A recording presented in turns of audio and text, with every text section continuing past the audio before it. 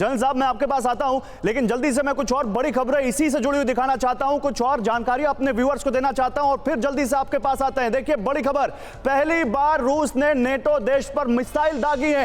यह बहुत बड़ा अपडेट है इस वॉर का। जल्दी से आप यह खबर भी देख लीजिए, पहली बार रूस ने नेटो में देश पर मिसाइल दागी। पोलैंड की सीमा में गिरी हैं रूस की 2 मिसाइलें, जिनका वीडियो हम आपको दिखा रहे हैं। पोलैंड में मिसाइल जब गिरी तो क्या वहां पर ब्लास्ट हुआ, देखिए यूक्रेन सीमा के पास ये पोलैंड में मिसाइलें गिरी हैं, जिसके बाद ये पूरा हंगामा खड़ा हुआ है। रूसी मिसाइल गिरने से कम 2 पॉलिश लोगों की मौत हुई है, यह जानकारी आई है। हमले के बाद अमेरिका और नेटो में भारी सरगर्मी देखने को मिली है। G20 में उसका रिएक्शन देखने को मिला। हालांकि रूस ने हमले से इंकार किया है। रूस कह रहा है कि ये उसकी मिसाइलें नहीं है और अब इसको लेकर मंथन शुरू हो गया है। लेकिन इसी बीच एक और बड़ी खबर है, जल्दी से आपको वो खबर भी देखनी चाहिए। यूक्रेन पर एक दिन में अब तक का सबसे बड़ा हमला हुआ है। G20 की बैठक के बीच रूस का यूक्रेन पर अंधाधुंध हमला। कुछ घंटों के अंदर रूस ने यूक्रेन पर दागी हैं 100 से ज्यादा मिसाइलें। यूक्रेन के 12 शहरों पर रूस ने यह मिसाइल अटैक किया है। कीव, खार्किव, पोल्टावा, ओडेसा में भारी तबाही मचाई है रूस ने। और इसी बीच इसी हमले से जुड़ी एक और बड़ी खबर, जब यह हमला हो रहा था CIA प्रमुख के कीव दौरे के दौरान यह हमला हुआ है। CIA प्रमुख के कीव दौरे के बीच रूस की ताबड़तोड़ बमबारी। रूसी बमबारी के दौरान कीव में मौजूद थे विलियम बर्न्स। रूसी हमले के वक्त कीव में अमेरिकन एम्बेसी में मौजूद थे बर्न्स। 14 नवंबर को रूसी अधिकारियों से ये मिले थे विलियम बर्न्स। चलिए ये खबरें हमने आपको दिखाई, अब जल्दी से सुधाकर जी के पास चलते हैं। जनरल सुधाकर इस वक्त हमारे पास है, मनीष कैलिनिनग्राड से हैं। जनरल सुधाकर, मुझे ये बताइए आप इस हमले को कैसे असेस करते हैं, और अगर नेटो आपको लगता है रिस्पॉन्ड करेगा? नेटो बहुत ज्यादा नेटो में सरगर्मी है, लेकिन कोई आपको संभावना दिखती है कि नेटो क्या पलटवार कर सकता है रूस पर इस अटैक के बाद? गौरव, सबसे पहले गुड आफ्टरनून, और आपको मैं बधाई देना चाहता हूं, और पूरे टीम मनीष जो इतने बेहतरीन रिपोर्टिंग कर रहे हैं। शायद बहुत कम चैनल होंगे जिनके रिपोर्टर्स ऑन द ग्राउंड और अपने ड्राइंग रूम के अंदर पूरा एकदम हूबहू खबर, ताज़ा खबर ला के दे रहे हैं जी। ये शायद डेजर्ट स्टॉर्म में भी इस तरफ रिपोर्टिंग नहीं हुआ था। जो सवाल आप पूछ रहे हैं, इस सवाल की जवाब, ये बहुत ही एक सेंसिटिव, बहुत नाजुक सवाल है। सवाल अगर जवाब देते हैं कि रशिया ने हमला किया है, इसका मतलब नाटो एक कंट्री पोलैंड जो मेंबर है, इसके ऊपर हमला हुआ है। हम सबको मालूम है आर्टिकल 5, नाटो का आर्टिकल 5 के मुताबिक कोई भी एक देश के ऊपर हमला अगर होता है, ये माना जाता है कि कलेक्टिवली सबके ऊपर हमला हुआ है। अकॉर्डिंगली उनका एक कलेक्टिव रिस्पॉन्स उम्मीद करना एक जायज है। लेकिन मैं यहीं पे एक चेतावनी लाना चाहता हूं कि थोड़ी देर पहले बाइडेन साहब ने G20 के मीटिंग के दौरान उन्होंने क्लैरिफाई कर दिए हैं कि ये मिसाइल जो है रशिया का नहीं है। नंबर 2, उन्होंने हाईलाइट खुद किए हैं कि ये जो ट्रैजेक्टरी है, चंद एक चीजें देखना पड़ता है, ये दुश्मन एलिज्ड दुश्मन से फायरिंग हुआ है या नहीं।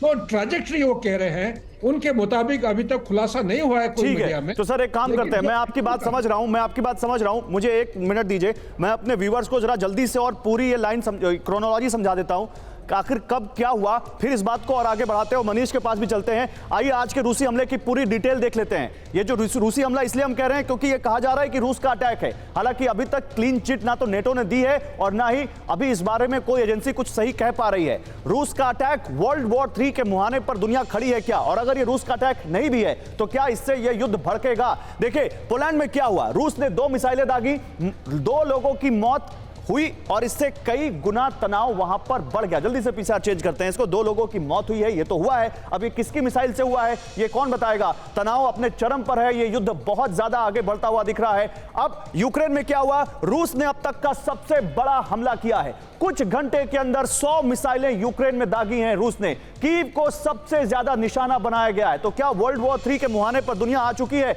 यूक्रेन के कम से कम 12 इलाकों पर एक साथ रूस ने हमला किया। इतना बड़ा हमला अभी तक रूस ने नहीं किया था एक साथ। कितनी तबाही, अलग अलग शहरों में कई इमारतें ध्वस्त हो गई, कई एनर्जी इंफ्रास्ट्रक्चर पर यूक्रेन में एनर्जी इंफ्रास्ट्रक्चर नष्ट हुए और यूक्रेन में ब्लैकआउट का खतरा है। कीव समेत कई शहरों में पावर ग्रिड फेल हुई है। यह अभी तक हुआ है। मैं जल्दी से मनीष के पास जाऊंगा। मनीष, एक तरफ हम ये कह रहे थे कि G20 की मीटिंग के दौरान रूस कोई बड़ा मैसेज दे सकता है, क्या ये वही बड़ा मैसेज है?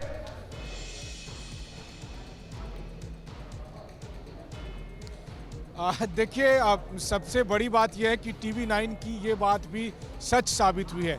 हम इसके लिए गर्व नहीं महसूस करते हैं कि दुनिया तीसरे विश्व युद्ध की तरफ बढ़ रही है, लेकिन जो आशंका हमें और आपको थी कि G20 के दौरान रूस बड़ा हमला करेगा, वो सच साबित हुआ है। तो जनरल सुधाकर का शुक्रिया, उन्होंने हौसला अफजाई की TV9 की टीम को। लेकिन देखिए, जैसे मिसाइल ट्रेजेक्टरी की बात हो रही है ना, तो TV9 की भी वैसी एक ट्रेजेक्टरी थी।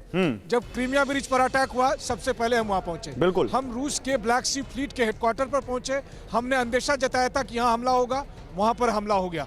आज हम बाल्टिक सी फ्लीट के हेडक्वार्टर पर हैं और यहाँ से कुछ ही दूरी पर पोलैंड बॉर्डर पर वो मिसाइल गिरा, जिसके बाद दुनिया अब इस अंदेशे में है कि ना जाने कब तीसरा विश्व युद्ध होगा। भगवान ना करे कि हमारी ये बात सच हो, क्योंकि तीसरे विश्व युद्ध का मतलब नहीं, लेकिन जिस तरह से रूस ने अपने इरादे जताए हैं, वो इरादे क्या बताते हैं? ये कुछ बड़ा है, बड़ा। गौरव, बिल्कुल मनीष, अपनी बात पूरी कीजिए, कर लीजिए मनीष अपनी बात पूरी जल्दी से, फिर मैं आऊंगा, दिखाऊंगा बाइडेन क्या कह रहे हैं।